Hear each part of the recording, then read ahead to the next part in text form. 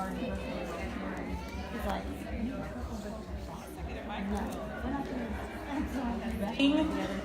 Ooh, I get a microphone. I guess we'll go ahead and get started. So my name's Fefe Fitzgerald. I'm from Plainview, Texas, and I'm so pumped to be here, you guys. So excited. I love speaking. I love sharing what I know, because I know at some point in time somebody shared with me what they know, and so it's like a constant stream of just sharing the sense you love everywhere. So today, we are going to talk about setting goals, which is a huge thing in Cincy, right? Mm-hmm. Right, you guys? Okay, so let me tell you a bit about myself. I have notes, and I don't ever use notes because I know I keep looking at them like I have already 5 times right now, but I figured I'd change my script and start with some notes. But anyway, I joined Cincy back in August 2015. I was one of those customers that just came along and would buy like $300 or $400 worth, and I didn't know that was a lot.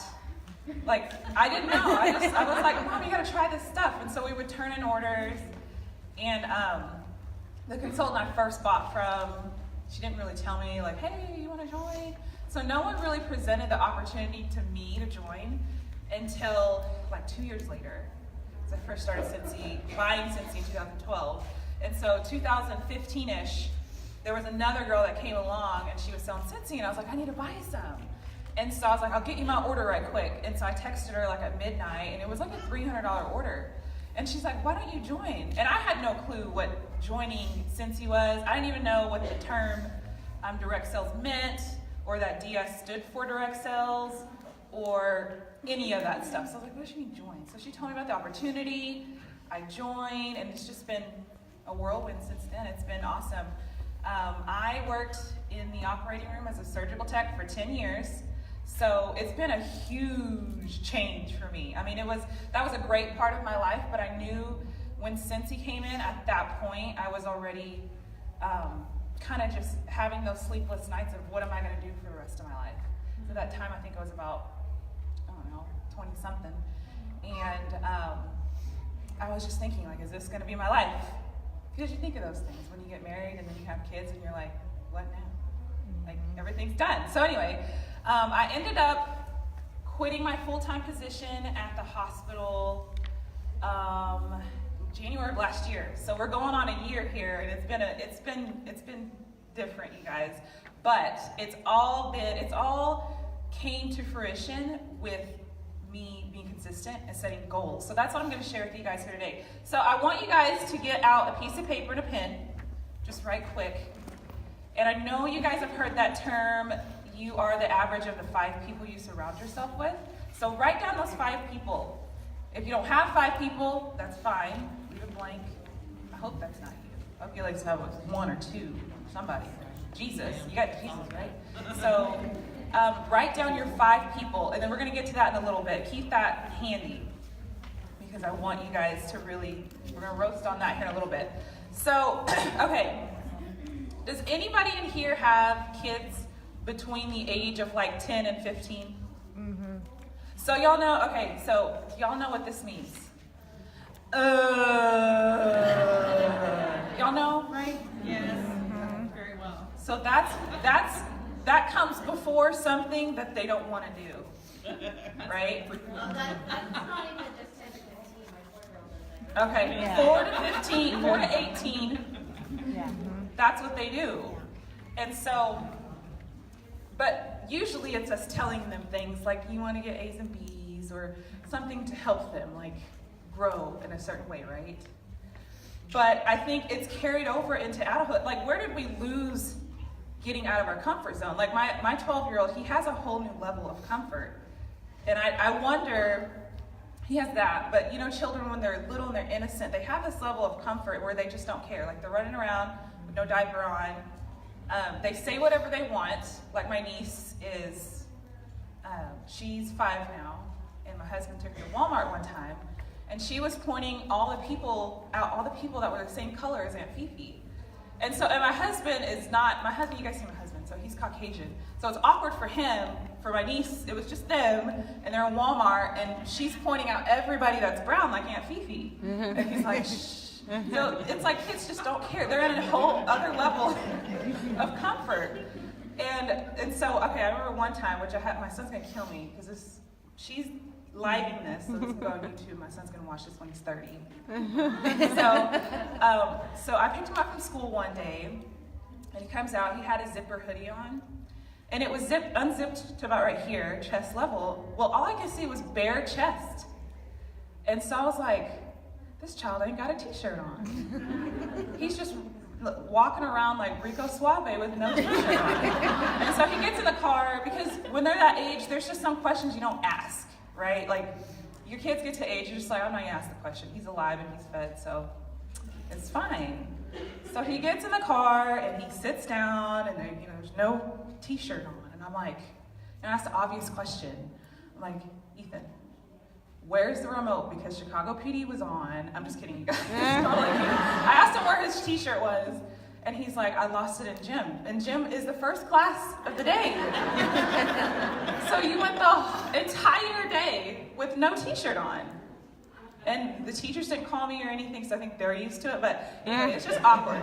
It's awkward, and the reason why I talk to you guys about that is because where did we lose our level of comfort? Like, why is it so scary of getting outside of our comfort zone? When I learned with Cincy that getting outside of my comfort zone and staying outside of my comfort zone, that's where the growth happens. That's where, if you're trying to lose weight and you go to the gym, when you feel the muscles burn and you're breathing hard, that's when you build up your endurance. That's when you build up your mental capacity to really tell yourself where you can get. That's where your body starts to make changes physically. And so if you think of that in the same terms as Cincy, my growth and all the things that I've done, all the people that you see in Cincy like really killing it, they have mastered the art of not just getting outside of their comfort zone, but staying outside of their comfort zone. Everything that they do is uncomfortable. And so I did this challenge with my team. They're right here, looking, smiling all big. I did this recruiting challenge recently with my team. I strategically waited for a little bit. Let me tell you first why I got this challenge. I was reading a story about Bob Bowman. That's Michael Phelps' Olympic coach. Like, they had like 22 medals together. And so I was kind of reading. I study these things. I love to study. I love to learn. In my form, I like to do that through sports and athletics and whatever. So Bob Bowman, one time he stepped on Michael's goggles and broke them before a race, purposely, because what happens is he wanted to put him in a position that was so uncomfortable that Michael had to either do or die. And so when they get up to the little podium thing, they don't put their goggles on until they get on it. So they get on it, and then they put their glasses down. I'm sure he's seen it cracked, but you can't do anything. You can't turn around and call for your mommy. I mean, he just had to live with it. He knew it was going to happen. So he literally had those 5 seconds. He got on the podium and dived in and had his goggles literally filled with water, but he continued the race. And so for him, I'm sure it was highly uncomfortable. To say way outside of your comfort zone, like that's an understatement. His goggles filled with water. However, he went on, and in Beijing, the same thing happened, but obviously not on purpose. His goggles filled with water, and he actually won the race. But can you imagine, though, if he had never been put into that uncomfortable situation? So I was like, hey, how can I sensify this, Fee? So I did this recruiting challenge, because you guys know it's $49 a month, right? Mm-hmm. So I have people on my team who are actively recruiting and doing all the things, and then there's people that aren't, and that's okay. We're all at different levels. But how could I, as a leader, challenge these people? Every single one of them. Because if I give a challenge to my team and say, ask 10 people to join, then the people who haven't been recruiting would be like, that'd be outside of their comfort zone because they haven't been doing much or they don't know. Whereas the people who are, because I have a lot of rock stars on my team who have been, and I could have asked them that day and said, how many people have you asked to join? And they would have said, well, I've asked 30 or 20. Okay, great. So what I did was I waited until February 4th to tell my team this recruiting challenge. Look at them getting mad all over again. So I didn't tell them what it was. I didn't tell them it was a recruiting challenge. I didn't tell them nothing. I just said it was a challenge. Meet me here, whatever, 8 p.m. Central. Posted it to the team page, and I said, your job is to ask 10 people. Well, your job is to get at least 10 people to respond. Yes, no, maybe, whatever. Get at least 10 responses. You can send, and the challenge was to be one of the first 5 people to get 10 responses. So in their heads, they're like, well, I want this gift card. So some people went out and messaged like 30 people, 20 people, 50 people. It was insane. It was crazy. But what happened when I posted the challenge, some of the girls were like, why are you asking my 10 people? And I'm like, well, that's not the point. The point is, you rock stars, I already know you guys have been recruiting. But had I did this on the first of the month, you guys would have used those people inside of your comfort zone to ask. But I'm asking today, after you've done all that work. And for everyone else who hasn't been recruiting, they don't know where to start either. So they were all uncomfortable. So then everybody's just uncomfortable. And you know what I heard in the comments? Like everybody was like, I should have just waited to ask my 20 people. Because you have people who are so competitive. Like, rock stars don't like to lose. So you see the rock stars in the comments they're like, man, I gotta do it. Can't not do it. You know, like when I tell my son about the trash. And they swore up and down that I even talked to one girl like 10 minutes before. She's like, I got one recruit. That's really all the prospects I have. And she was one that I had 110% faith. Like if she said that's all she had, I knew she was working and that's all she had. So we did this challenge, and one of the good things, so if you want to try this reaching, you can, but one of the good things about it is that we all seen that everybody got outside of their comfort zone. Everybody.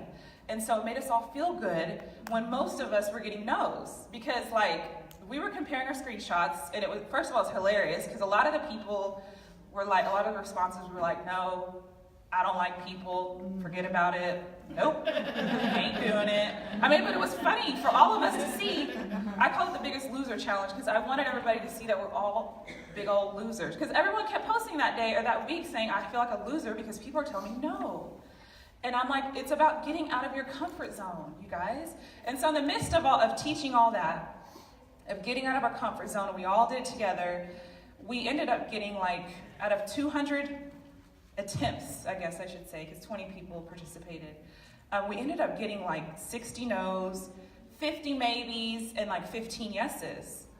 And these are all, like 15 isn't a lot out of 200, but it's a lot. When every single one of them were saying that they had no recruits, no prospects, I can't recruit, I can't do this. But it's because everybody started in that point where it just hurt so bad, where we were like so uncomfortable. I was uncomfortable, I did it myself. I was very uncomfortable, but we all came together and got out of our comfort zone, and some magical freaking things happened. And you guys, we've had like 13 people since that challenge are added to our team, which is amazing. Oh my God. So you guys, stay outside of your comfort zone, okay? I don't know how much time I have to talk. Okay, I got plenty of time.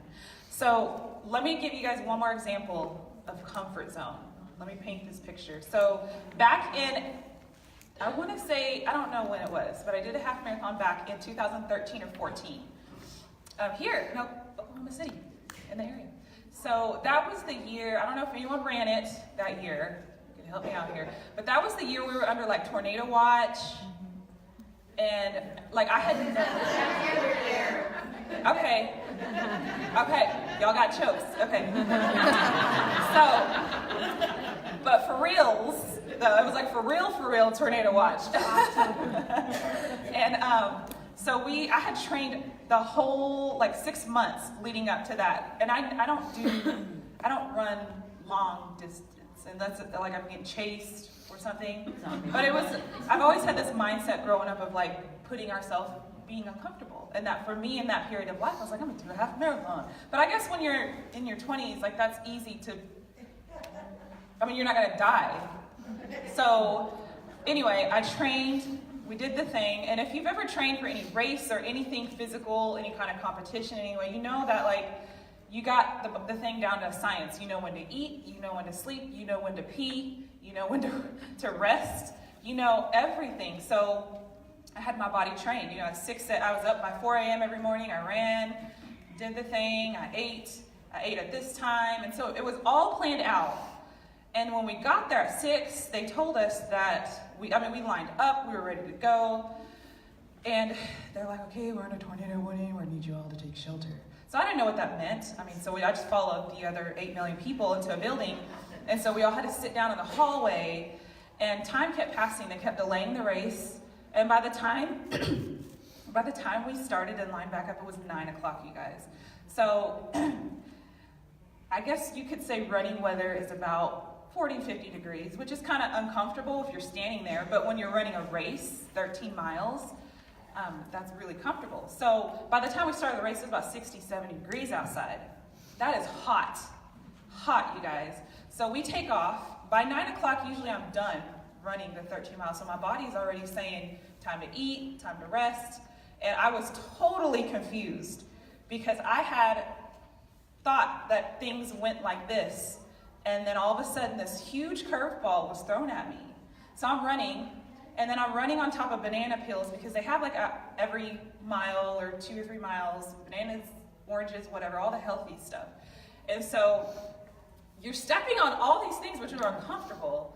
And then after a mile, I had to use the bathroom, and I'm like, great, I don't usually have to pee until I'm done. So now it's all messed up because I got to pee already, and it's a mile. So I had to stand in line because everybody else had to pee. And so finally, each 2 or 3 miles, they have some water you can get. I had trained my body to drink water every couple miles or so.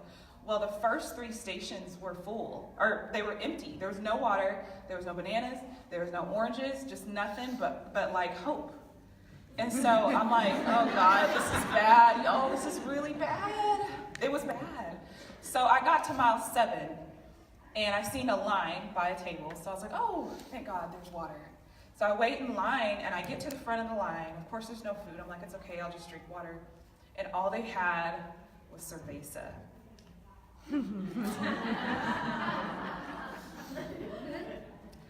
So I'm not going to tell you whether I drank it or not, but things felt a little bit different for the next 2. But what was I supposed to do, okay?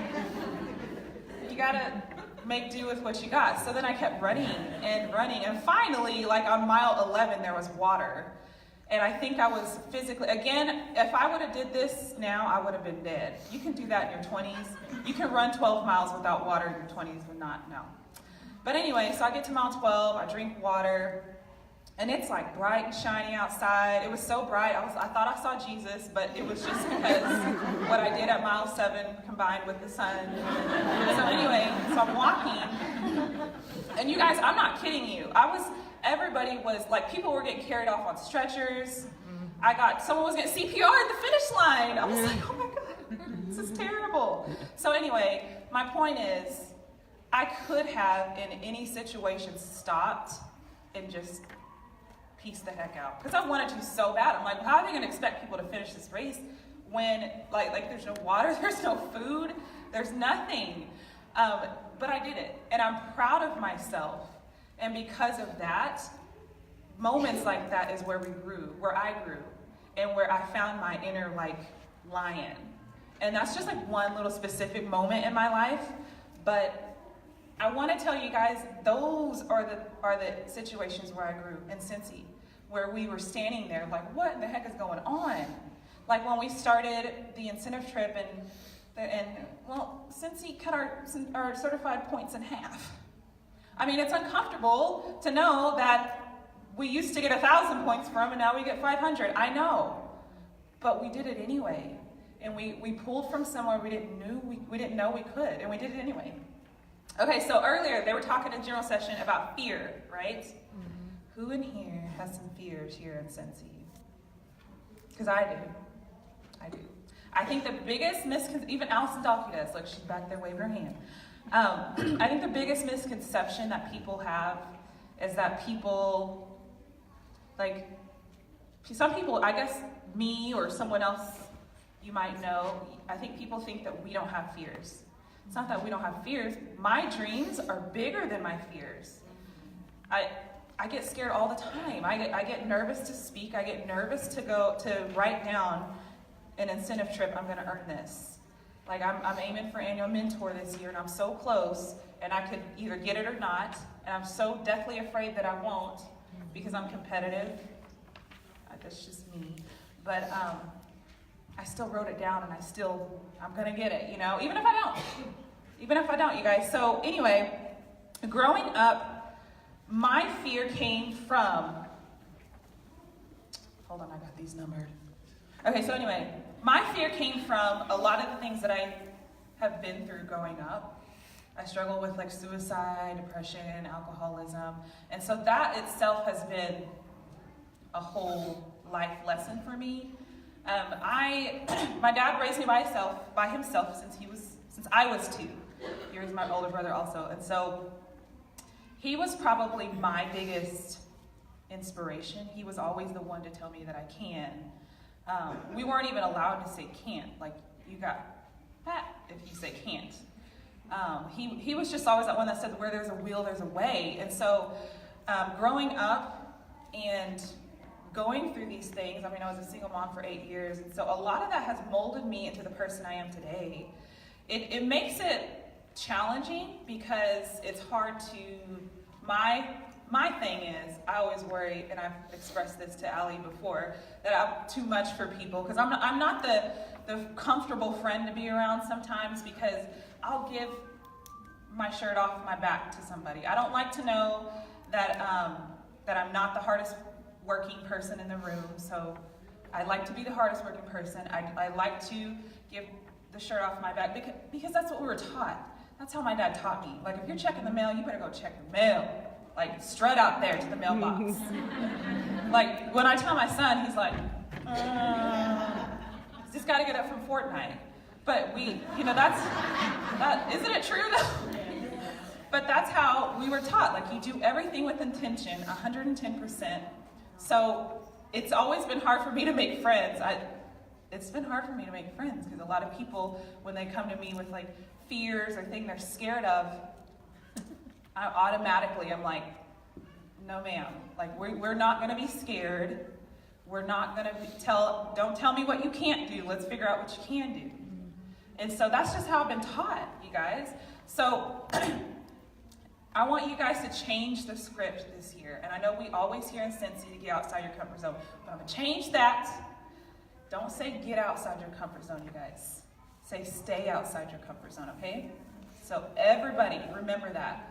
It's easy to get outside your comfort zone once or twice, but to stay there for a duration of 6 months during an incentive trip, to earn the incentive trip, that's where the magic is going to happen.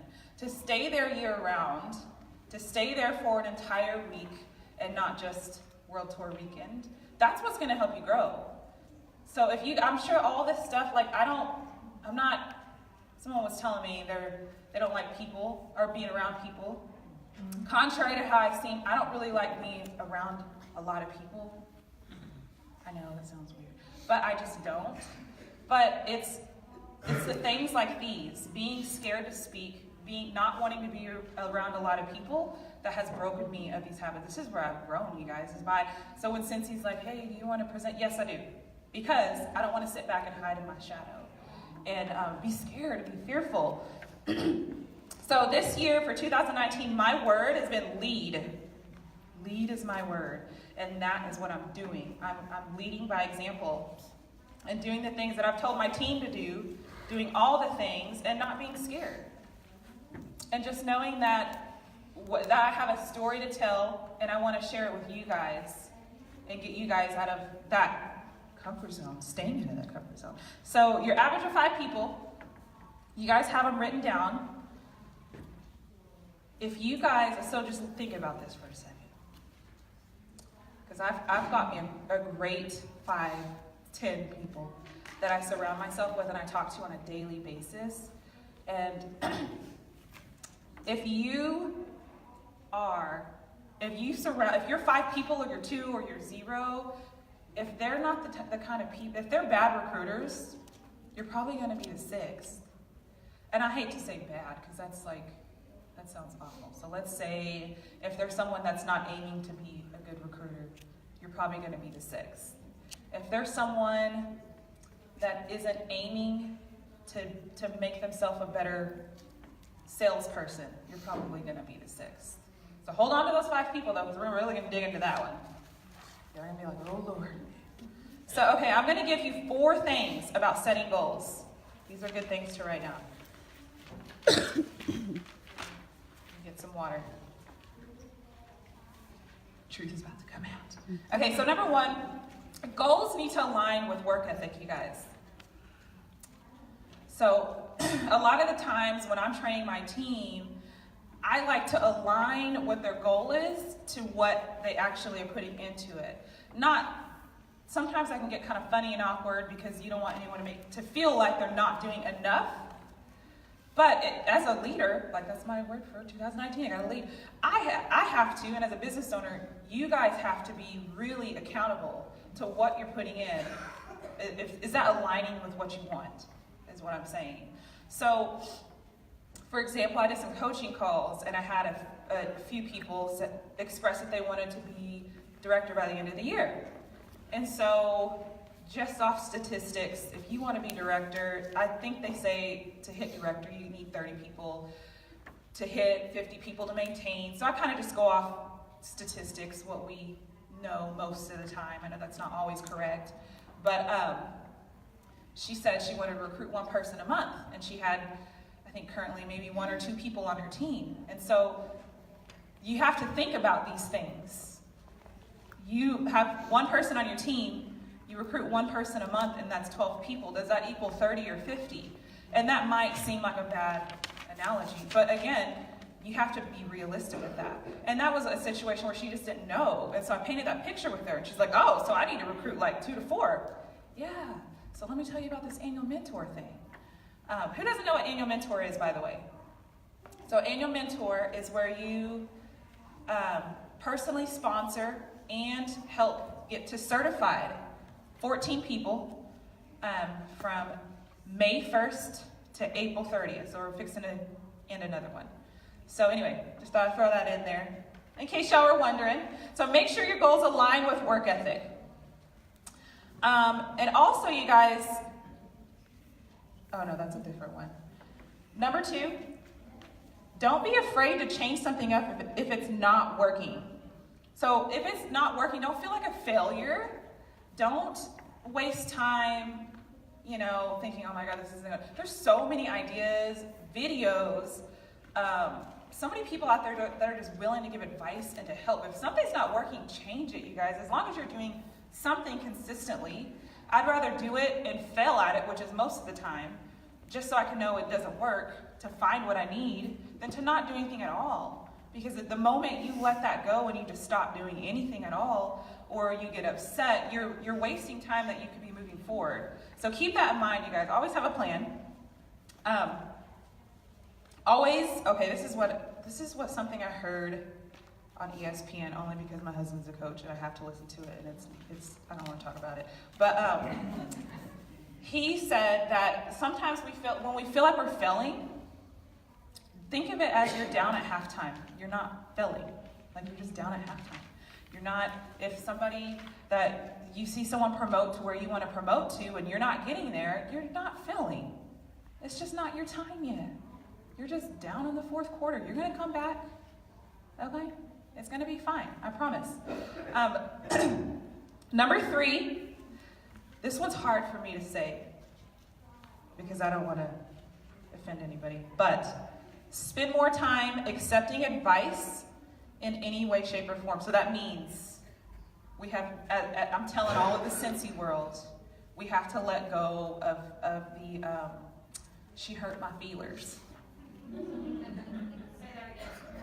She hurt my feelers. Oh, spend more time accepting any advice in any way, shape, or form. Because, we're all human, so you're going to meet people who like to hear themselves talk. You're going to meet people who like to tell you what to do, because I hear that, she wants to tell me what to do. Listen, you can learn somebody off every single person you meet in this world, even if it's what not to do. Mm-hmm. So the moment you surrender to that, oh, she hurt my baby snowflake feelings, that's time you're losing from moving forward. So you have to let go of that, you guys. You have to let go of the opportunities you have and have that mindset, that growth mindset of finding something that you can learn from every single person. Well, that speaker fee, she hurt my feelings at World Tour. Well, find something that I said that you can learn from and move forward. When I worked in surgery, okay, it was probably like 98% male. So they all like to hear themselves talk. And it just became a thing. So I got used to the type A work environment and someone wanting to be smarter than someone else, and someone knew how to save a life better than someone else. But the bottom line is we're there to save a life. And if I'm wasting time getting offended or maybe feeling some type of way about what someone said, instead of saying, you know what, he does like to talk, but he does know how to do X, Y, and Z, and I'm going to sit down and I'm going to learn it. It's the same thing in Cincy, you guys. We are here to bless people. We are here to share with people the opportunity of a freaking lifetime. And if we get too caught up on the emotions of things, you lost the game. I mean, I don't even know what else to say. You lost the game if you get caught up with all that stuff. So keep that in mind. Keep that in mind, you guys. One thing I told, I got one time by Debbie Pitts Palmer, and I told her, I was talking to her about recruiting. She recruited like 70 people last year. And so I was talking to her about recruiting, and I was like, Debbie, I've tried everything. And she's like, Fee, I've been in this business 7 years, and I haven't even tried everything. And I was like, ooh, write that down, talk about that at World Tour. So that's another one. There's all these, I can go on and on about things that we say to ourselves if we lose the big picture. So accept any and all advice, you guys. They might not be your cup of tea. They might not be a speaker you like listening to. Your sponsor might not be your best friend. You might not get along with somebody, but any tidbit that you can pick up from anybody, that's something that you can get. I mean, if you guys, I wish that success fell from the sky. I did. If it did, I'd be outside with a Walmart sack. Like, come on. Would y'all? We'll give some 5% bonus. Put that director title on in there. Wouldn't y'all? I would be outside with a Walmart sack every morning, catching it. But you know, even at that, you still have to like bend down and pick it off the ground. Like you still have to put an effort. But anyway, 4, now this is a big one for me. It has been a staple for my business. Aim for incentives. So how many of you guys have earned an incentive before? Any Cincy incentive? Isn't it awesome? Isn't it a good feeling? It's amazing. It's a good feeling.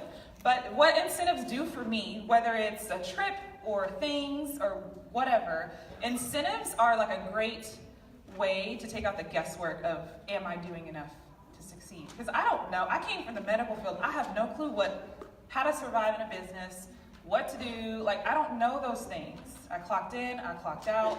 I don't know direct sales. So when I started this business, I had no clue. I mean, none. 0 clue about business. I hadn't quite rolled up to my current sponsor yet. So the girl that joined, she literally told me she just joined to put in an order so she can cancel out because she just wanted the free stuff. And so I didn't know what that meant back then. I was just like, oh, I'm signing for Cincy. I didn't know what that meant back then, or else I probably would have asked someone else. But things work out for good reason. But anyway, I joined during Disney, and it was a month in, and I didn't know. I remember telling myself, I don't know what it takes to be successful in this, but here's this thing. They said if you do this incentive, that's enough to do something. So I did, and I started a month later than the incentive, and I just laid out this incentive plan. I had no idea what Shooting Star was. I put 500 period. I don't know what 500 period is. I don't know what that is. Okay, I just started. My sponsor, I didn't really connect much with her because she said she was putting in an order to cancel out in a few months. But I did it, and then that's where I earned it. And so that proved to myself, if I just keep that level, every incentive that we have, or even if there's not an incentive, so like I know we're all dying inside because the incentive didn't start February 1st, I know. And the only reason why I'm dying inside is because I'm naturally lazy, so I need something to push me. Because I'm also competitive, I don't like to lose. So I know if there's an incentive, I'm ready to go. But there was nothing comes February 1st, I'm like, oh God, now I gotta fight the lazy and the procrastination. But anyway, I did it, and so now that's a great staple, you guys. If you're new, always aim for the incentive. Even if you don't get it, what happens is if you fall short or you make it or whatever, you have a level now that you can follow. And even though there isn't an incentive today, I don't know when it's going to start, I still carry what I was doing from the fall. I'm still thinking I need 2 to 4 recruits a month. I need my 2,000 a month. I need to talk to X amount of people to get my recruits. I need to do this many, whatever. I need to do this, and this. And I still have something to go by. So it takes out all the guesswork. And it makes you feel not so lost. So if you feel lost, or maybe you don't have a lot of support, first of all, there is tons of support if you go out there and find it. You know, you actually got to find it sometimes. But let incentive trips really be, or incentives, I shouldn't say trips because it's not always trips, but let incentives be a guideline for what you go by. And if you haven't earned one yet, now you know. If you fell short and you didn't earn level 1 for Marco Island, now you know at least where you can push and where you can go. And just because I earned it doesn't mean that I'm just there. You know, I'm good to go. I'm there, made it. I have to still, that's my thing to say. If I'm struggling, I can look back and be like, well, you're not doing the things you were doing when you were aiming for Marco Island or Europe or Putin. Okay, y'all. All right. There are 5 people. We're looking at these people again. Write these down. I've got 7 characteristics of successful people. So if you think about, let me see, maybe the small percentage of Cincy that earns incentive trips, or like I know about 2% earn annual sales and your mentor, all those successful people. I don't even know why I wrote these down, but I think I wanted you guys, when I say it, it might not make sense, but write it down and you can do with it what you want. And it might be like, oh, okay, So number 1, successful people write down goals and are consistent. Number 2, they aim for annual sales and annual mentor. Now you take say an incentive earner, that doesn't mean they get annual sales and annual mentor, but they at least get themselves 75% of the way there, halfway there. They try, they aim for it, they have a goal tracker sheet that they write them down. Even if they massively fail, they're still aiming for these things. Number 3, aim for incentives. Number 2 is annual sales and what? Annual mentor. And then number 3, aim for incentives. I know you're like, what? What? Okay, number 4, attend Cincy events. Now this next one, for some reason, sounds really weird compared to those other ones, but I felt like I had to write it down because it's almost like a gut check. Like, am I this person that does this or not? Because it's not like my business is going to fail if I don't do this. But I feel like if I ask these top 2% of the company, they would say, number 5, that they're signed up for Cent of the Month website. I know that sounds little, you guys, but I'm just saying, you ask these people if they're doing the little things, they probably are going to say yes. Number 6, growth mindset. And then number 7, staying uncomfortable.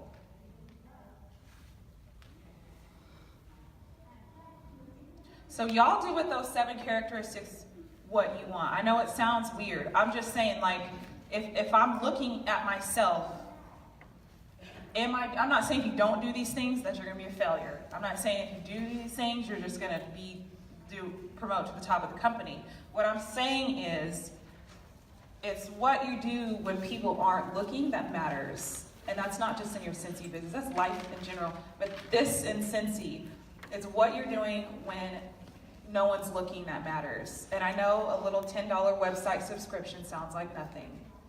But again, y'all do with that what you want. That was kind of hard to explain. So, what time is it? Number 5 was signed up for Scent of the Month website. That includes little things in between, like getting your, and actually utilizing them. Like getting your Bring Back My Bar kit, new season sales kit is right around the corner. Again, I know it costs money, you guys. Like, I was a single mom for 8 long years. So I would never tell anyone anything that was just something that was cute to do and had nothing to do with success in your business. I mean, I can't tell you how many months I spent donating plasma just to put food on the table. Like, I know, oh, it's getting dark. I know. Tornado. Yeah, That's it. it must be. But anyway, you guys, I wouldn't suggest this to anybody if it was something that was, does that mean I need to stop talking? That's it. All done. Somebody leaning even? It was Brian leaning on the lights. Okay, so does anyone have any questions? Because we have plenty of time for questions. We're like about 10 minutes. Anything? Christy. Okay, growth mindset is like, so if my house burns down, are you going to be the one that is like, oh, my TV was inside, or are you going to be the one that says, thank God that I wasn't inside and my family's okay? Growth mindset is like, I'm just happy I can even go, like I just told you guys about my single momhood. I'm just happy that I can afford bottled water now. That's perception. Growth mindset is that, just being thankful and grateful versus, like my son the other day was like, he said he's thirsty. I said, there's water right there. Then he comes back to the living room with no water, and I'm like, what are you doing? I thought you're thirsty. And he said, well, the water's not cold. That's called fixed mindset. You just want to beat him sometimes.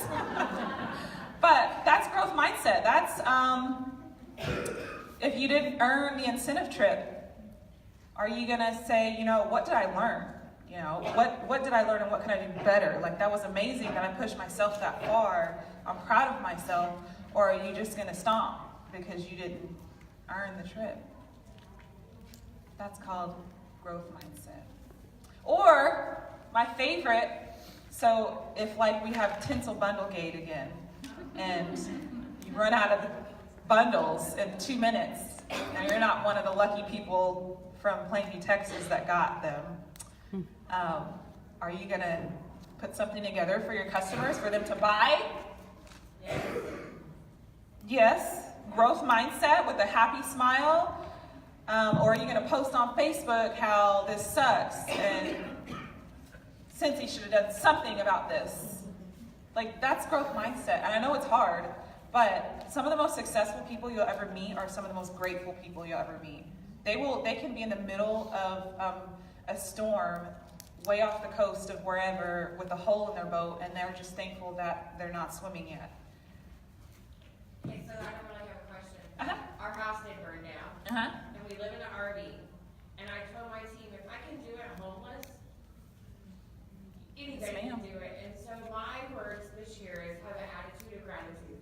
Yes, And I ma'am. had a cup made that says that reminds me every day that there is always something to be thankful for. It is. And so that's what I've been trying to tell my team is, just be thankful that you got up this morning and you're vertical. Yeah. I mean, we 'Cause are you never know. so blessed. Our team is so blessed.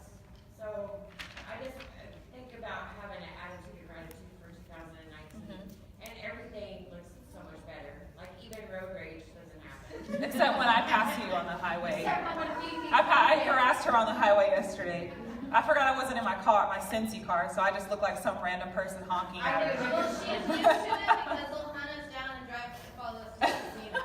So she's used to it and scared the crud out of her. Anyone have any questions? Recruiting, sales, because I tend to hear a lot. So I struggle with navigating the website. Uh-huh. Like to figure out all the trainings, to like, I guess maybe, like if you're not computer savvy. Mm-hmm.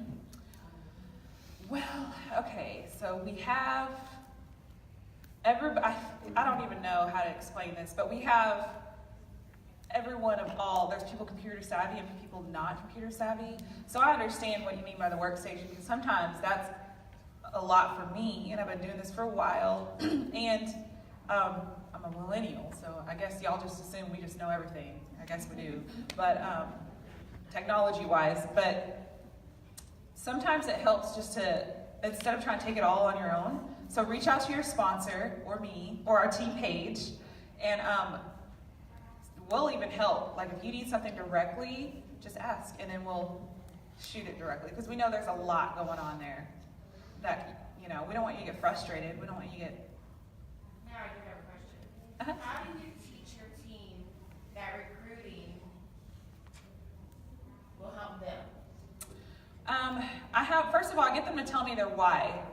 So, and then I paint that picture for the why. Like, we start off with, I know what they say that all the time, start off with your why. And once we figure out their why, then I paint a picture realistically of how to get there. So if you're saying you want to make your mortgage payment, you're probably asking for around, I don't know, $1,000 paycheck a month. I don't know how much a mortgage is, but it's, you know, so I paint that for them. And I say, okay, that's probably going to take about, you know, X amount of dollars.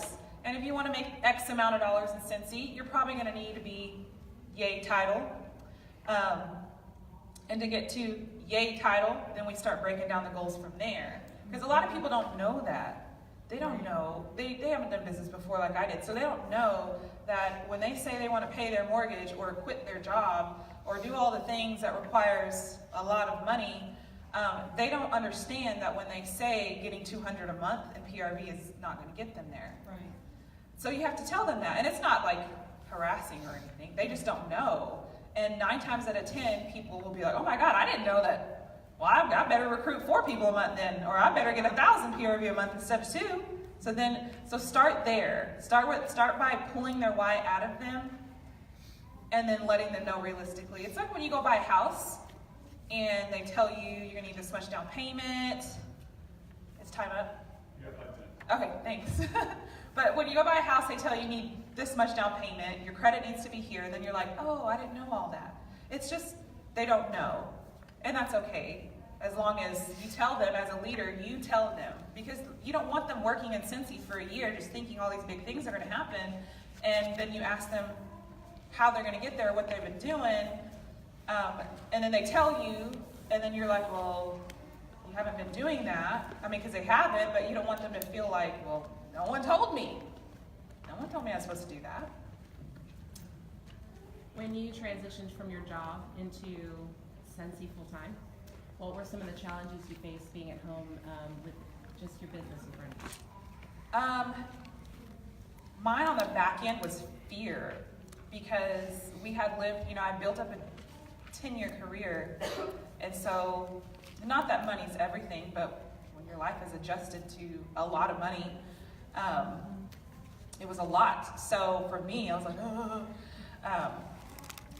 Directly though, I think was staying organized and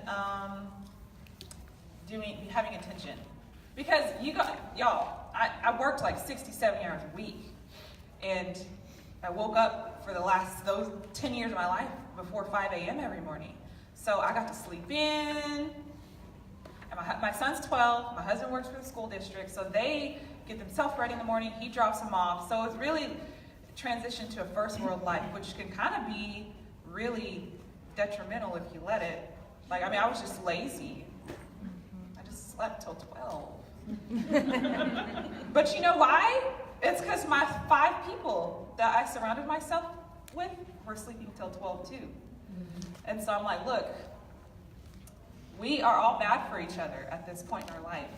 So either we get good together or we find another surrounding, because I can't be on Marco Polo and y'all are laying in bed. I'm going to get back in bed.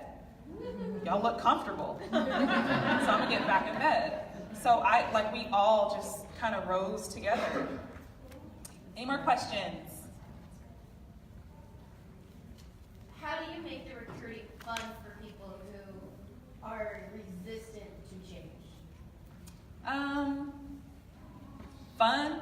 Well, like, Never fun.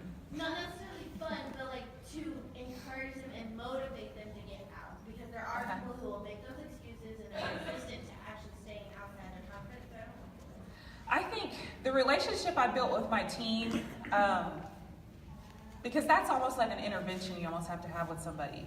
So if someone's not recruiting, but they say they want to and they don't want to do anything and they're being frustrating, I literally tell them, like, you have all the things, I've laid out all the things for you to be successful. There's literally, other than answering questions for you, there's literally nothing else I can do for you as a leader unless you take action. Right. So, and again, that's awkward to say, but I back my team 100%. So I'm always there, like, if they're about to promote, my butt is up till 2 a.m. That's Texas time when it switches over. If they've got problems, I'm there. So you have to assess yourself as a leader, for one. So if you've been that person that's been there and you've got that street cred and you've built that respect with your team, you can do that. A lot of times I tell people that, and some people haven't done that with their team. They haven't really shown their, like, I'm your leader, and they haven't had their back and built that kind of respect and put in the time and showing their team that you have their back to be able to come around on the other end and have that intervention.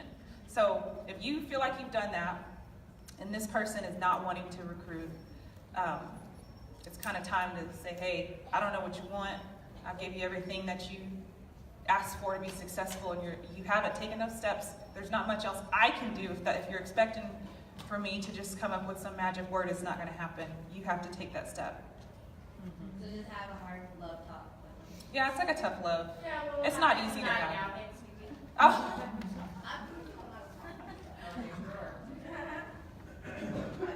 I don't have a question, more of a statement, I guess, in regards to recruiting, because, there's not that my wife and I are the best recruiters in the world or anything like that, but there's a lot of questions in regards to recruiting and how to get your team to recruit and what can I do better to recruit. So I was a recruiter in the Marine Corps for 3 years, and in my current that sounds role, hard.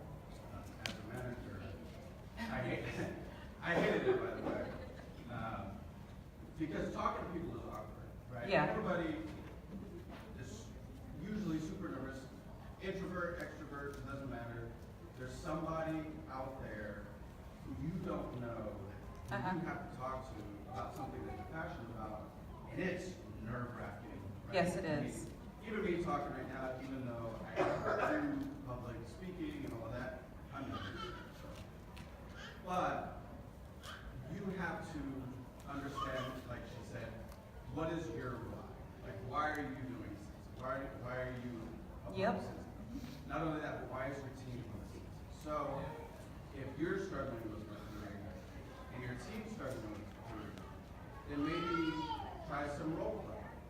Go out with your team. Spend a day with them. Show them That's a great idea. what you do and have them kind of mirror that, add their own little twist to it, and you guys can critique each other. I do that at my current job. I did it as a recruiter in the Marine Corps. We would always role play. That way, because you have things that you want to talk about with people who are sensing. I mean, just yesterday, my wife, she has a hard time talking with strangers, and I get that. Are we running out of time? Yeah.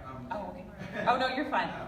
But she's like, so you go talk to people, and I do that in front of her because I want her to see that it's walking through it, right? But It's walking through it. Right. There's no way around it. You just got to get comfortable and be uncomfortable until you get comfortable. So just role play with your team, go out there. that's a great idea. Thanks for sharing. Thanks for coming, you guys. Y'all go have lunch. Woo!